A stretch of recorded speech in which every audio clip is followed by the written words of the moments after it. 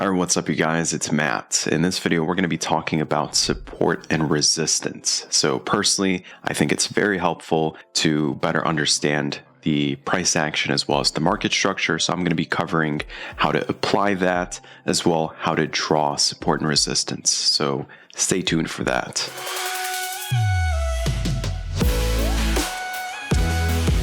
Alright, so we're going to start off by looking at a blank chart, as that's what many of you, especially if you're new to trading, are going to see, right? So assuming you have candlestick charts, right, support and resistance, what it basically is it's a price range that shows us where orders have been filled before and where there's a large volume of past orders that have been placed. So we could think of these regions sort of as magnets, right? And so the best way to draw them, ideally you want to use the rectangle tool. It doesn't really matter what color you use, but you want to start off on a higher time frame. In this case, we're going to be looking at the hourly for the euro. What I'm looking for is I want to take my rectangle tool and I want to start by marking out a region or a couple of regions of where the price had a significant rejection in the past. And you want to base it, ideally, if you can, use the crosshair tool. This is very helpful just for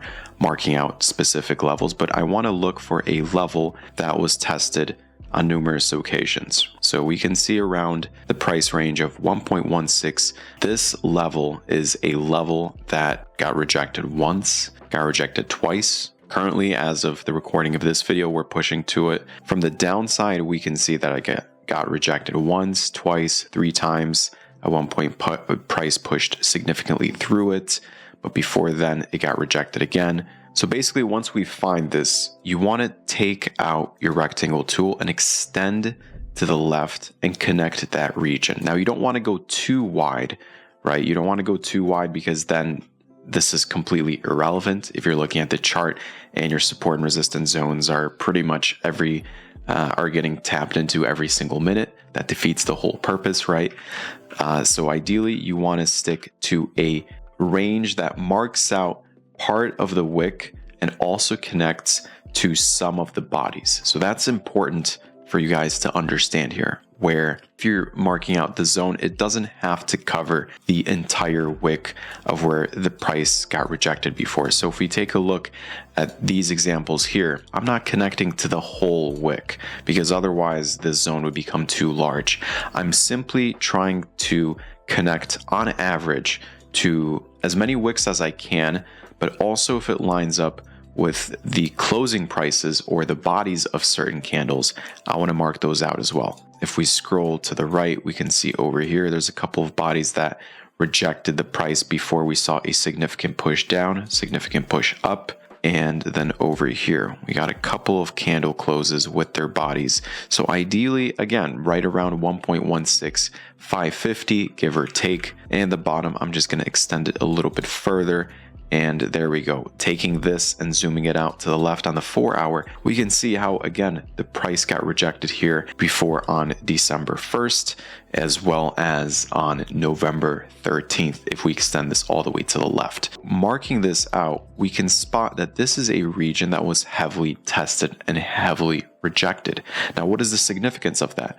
Well, if we think in terms of the order flow, right, so how the price is fluctuating up and down, these regions are pretty much like magnets for us. So in this case, just connecting with something like the volume profile, which is a tool that just shows you where a lot of volume was traded at certain levels, we can see that the point of control, so this peak over here, this orange line in this case, pretty much marks out where we have this support and resistance zone. So again, a lot of orders were placed here. And why this is significant for us is what I'm about to dive into, which is how support and resistance ties into the market structure, right? This helps us understand the market structure through a lot of different ways, especially when it comes to ranges. So let's talk about that. And so going back to the chart over here, what I mean by ranges is if we think about the price when it's moving sideways, it's basically fluctuating between 2 points, right? But it's not always going to be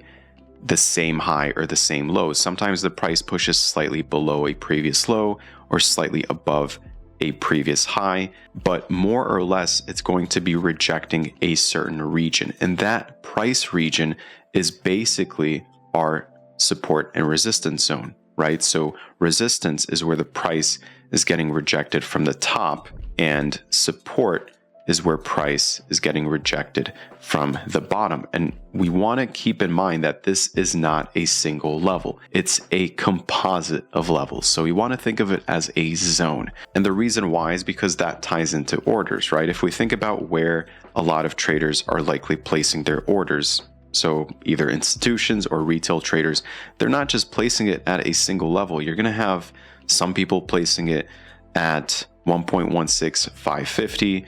Some other traders are going to place it a little bit lower. And overall, it's just showing us on average where there's a lot of orders being placed. So here's an example where the price barely created a new high. This is actually a liquidity grab, which I explain more in other videos. So I'll link those down below. But in any case, this shows us how, again, this is a region that's likely to get retested, and it did. And in this case, we saw a rejection. And so looking at this is pretty much our market structure. We don't have to look at anything crazy, right? Beyond this, you have some traders that mark out fair value gaps and order blocks and stuff like that, and it's totally fine.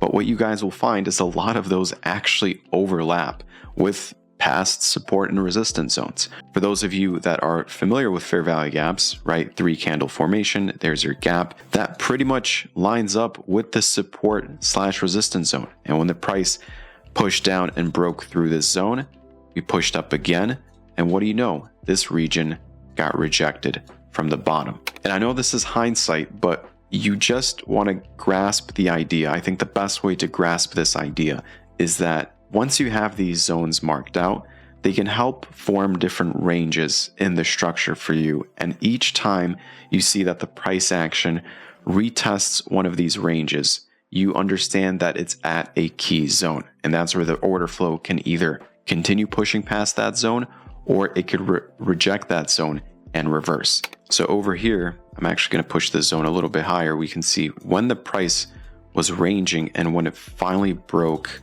out of this range and it took out this high here to the left. So notice actually how this high created this wick. So the price tried to push and break out of this support and resistance zone, but it created this large upper wick and this got rejected.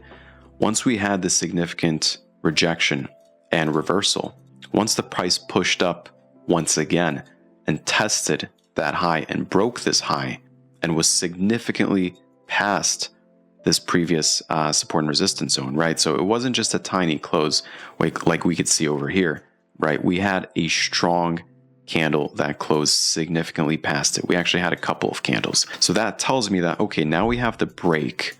So you have your break, and now you're waiting for the retest and the rejection. This is when it comes to break, retest, and rejection setups, which are super powerful when it comes to support and resistance zones, right? So in this case, you have your break, then you want your retest. In this case, this is the previous zone that we were trading in.